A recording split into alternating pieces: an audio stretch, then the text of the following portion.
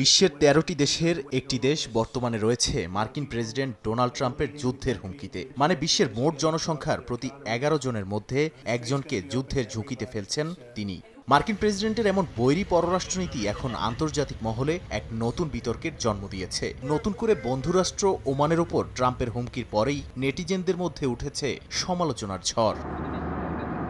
বিশ্বের অন্যতম গুরুত্বপূর্ণ ও সংবেদনশীল নৌপথ হরমুজ প্রণালী। প্রতিদিন বিশ্ববাজারের প্রায় ২০% জ্বালানি তেল এই রুট দিয়ে পরিবাহিত হয়। গত ফেব্রুয়ারির শেষ দিক থেকে শুরু হওয়া মার্কিন ইসরায়েল ও ইরান যুদ্ধের জেরে অচল হয়ে পড়ে এই প্রণালী। সম্প্রতি ইরানি গণমাধ্যমে খবর আসে, ওমানকে সঙ্গে নিয়ে এই আন্তর্জাতিক জলসীমার উপর নিয়ন্ত্রণ প্রতিষ্ঠা এবং শুল্ক আদায়ের একটি খসড়া চুক্তি করেছে তেহরান। এই খবরটি সামনে আসতেই ক্ষোভে ফেটে পড়েন মার্কিন প্রেসিডেন্ট।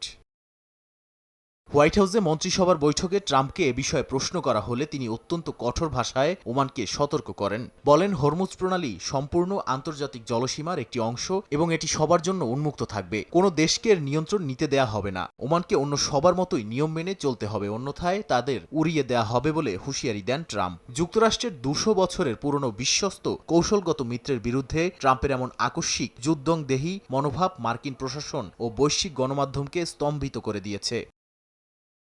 আন্তর্জাতিক বিশ্লেষকদের একটি অংশ ধারণা করছেন ৭৯ বছর বয়সী ট্রাম্প হয়তো ভুলবশত ইরানের জায়গায় ওমানের নাম উচ্চারণ করেছেন, কারণ এর আগেও তিনি ইরানের সঙ্গে ভেনেজুয়েলাকে গুলিয়ে ফেলেছিলেন। তবে তাৎক্ষণিকভাবে হোয়াইট হাউস কিংবা মার্কিন পররাষ্ট্র দপ্তর ট্রাম্পের এই বক্তব্যের কোনো ব্যাখ্যা দেয়নি। সামাজিক মাধ্যমে তার বক্তব্যের মূল ভিডিও এবং অনুলিপি প্রকাশ করেছে। এই ঘটনাটি মূলত ট্রাম্পের সুপরিচিত ম্যাডম্যান থিওরি বা খামখেয়ালি পররাষ্ট্রনীতিরই বহিঃপ্রকাশ, যা দিয়েই তিনি প্রতিপক্ষকে তটস্থ রাখতে ভালোবাসেন।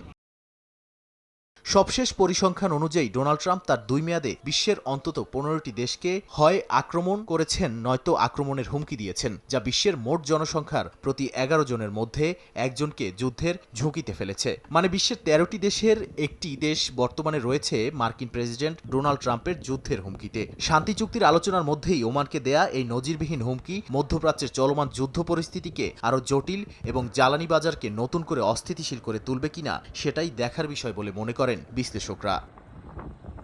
নাদিম মারজান, সময় সংবাদ।